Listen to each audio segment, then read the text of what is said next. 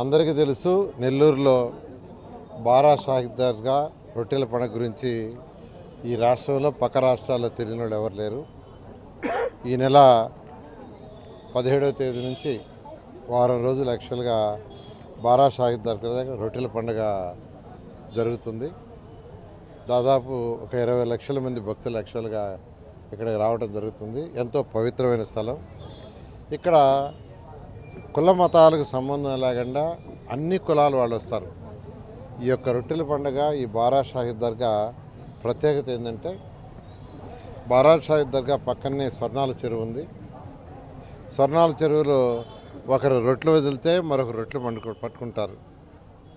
ఆ రొట్టెలు పట్టుకునేటప్పుడు ఏదో కోరిక, అంటే చదువు విషయం, పెళ్లి విషయం, లేకంటే ఫ్యామిలీ విషయం, ఏదో కోరుకుని యాక్చువల్గా రొట్టెలు పట్టుకోవటం. ఆ పట్టుకున్న వాడు కోరిక తీరితే మళ్ళీ నెక్స్ట్ ఇయర్ వచ్చి మళ్ళీ వాళ్ళు రొట్టె వదులుతారు, దాన్ని కోరి పట్టుకుంటారు. అలాంటి ఆనవాయితీ, అటువంటి నమ్మకం. ఇది సంవత్సరానికి భక్తుల సంఖ్య పెరుగుతుందంటే వాళ్ళు ఏదైతే అనుకున్నారో అవి అయినాయని అనే నమ్మకంతో ఈరోజు ఈ బారా షాహిద్ దర్గా దగ్గర ఈ రొట్టెల పండుగ జరుగుతుంది. ఇది 414 సంవత్సరాలకు పైగా చరిత్ర కలిగిన ఈ దర్గా. దీనికి 2014 నుంచి 19 దాకా నేను మినిస్టర్గా ఉన్నప్పుడు ఎంతో డెవలప్ చేశాం. ఎందుకంటే 2014 ముందు ఆ బారా షాహిద్ దర్గా దగ్గరికి అసలు రొట్టెల పండుగ రావాలంటే భయపడేవాళ్ళు. ఎందుకంటే ఆ నీళ్ళలో పురుగులు, అక్కడే లారీలు కడిగేవాళ్ళు, కార్లు కడిగేవాళ్ళు, అక్కడే టాయిలెట్స్, అక్కడే యూరిన్. అలాంటిది ఆ రోజు మేయర్గా ఉన్న అజీజ్ గారు ఉండేవారు. వారి యొక్క దీంతో ఆ ఏరియా మొత్తాన్ని చక్కగా ఆడ ఘాటు కట్టాము. ఆ తర్వాత వచ్చి రోడ్లు వేసాము, సిమెంట్ రోడ్లు, ఒక హాల్ కట్టాము. అదేవిధంగా అనేక ఫెసిలిటీస్ చేసాం. అన్నిటికంటే ఎక్కువగా టాయిలెట్స్, పర్మనెంట్ టాయిలెట్స్ కట్టాము. ఇవన్నీ చేస్తే భక్తులు 2014లో 4 లక్షలు వచ్చింది. 2019కి 20 లక్షల మంది వచ్చారు. మళ్ళీ ఈరోజు తెలుగుదేశం ప్రభుత్వం, ఎన్డీఏ ప్రభుత్వం వచ్చింది. ముఖ్యమంత్రి గారు కూడా ప్రత్యేకంగా దీని మీద శ్రద్ధ వహించమని ఇన్స్ట్రక్షన్ ఇచ్చారు. దాని మీద యాక్చువల్గా ఆల్రెడీ అధికారులతో 2 సార్లు మాట్లాడడం జరిగింది.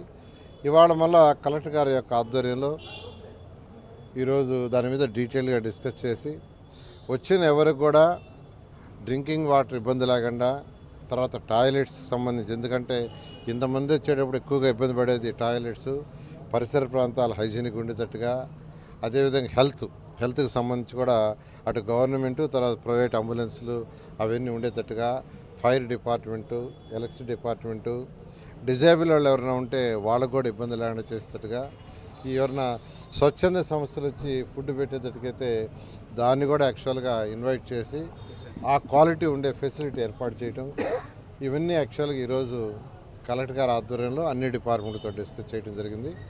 దాదాపు 95% వర్క్స్ అన్నీ కంప్లీట్ చేశారు. కేవలం ఒక 5% ఉంది.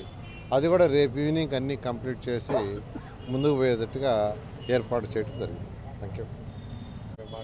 ఈరోజు మంత్రి గారు ఈ రొట్టెల పండుగ పైన కలెక్టర్ గారితో, మరి జిల్లా అధికారులతో, మంత్రి గారు, మరి అలాగనే రూరల్ నుంచి గిరిరెడ్డి గారు వచ్చారు. అందరు జిల్లా యంత్రాంగం మొత్తంతో మాట్లాడి వచ్చే భక్తులకి ఎటువంటి ఇబ్బంది లేకుండా, డబ్బులు ఖర్చు పెట్టడమే కాదు, వాళ్ళకి స్వాగతం ఇచ్చే దగ్గర నుంచి వాళ్ళు వచ్చినప్పుడు విసుక్కోకుండా వాళ్ళని రిసీవ్ చేసుకొని వాళ్ళని సురక్షితంగా వాళ్ళ ఇళ్ళకి పోయేదాకా మనం ప్రొటెక్షన్ ఇవ్వాలనేది ఆ హైవేస్ పైన వచ్చేప్పుడు కానివ్వండి, ఇవన్నీ కానీ ఈరోజు కులంకుషగా అన్ని అంశాలని ఈరోజు చర్చించాము. ప్రజలకి, వచ్చిన వాళ్ళకి ఎటువంటి ఇబ్బంది లేకుండా అన్ని విధాలుగా ఏర్పాట్లు ఇటు రూరల్ నుంచి ఇటు మంత్రి గారు ఇద్దరు కలిసి దీన్ని సమీక్ష చేస్తూ దీన్ని కంప్లీట్గా వచ్చిన వాళ్ళందరూ సురక్షితంగా సంతోషంగా ఇంటికి పోయేటట్టుగా ఏర్పాటు చేస్తున్నాం. Thank you.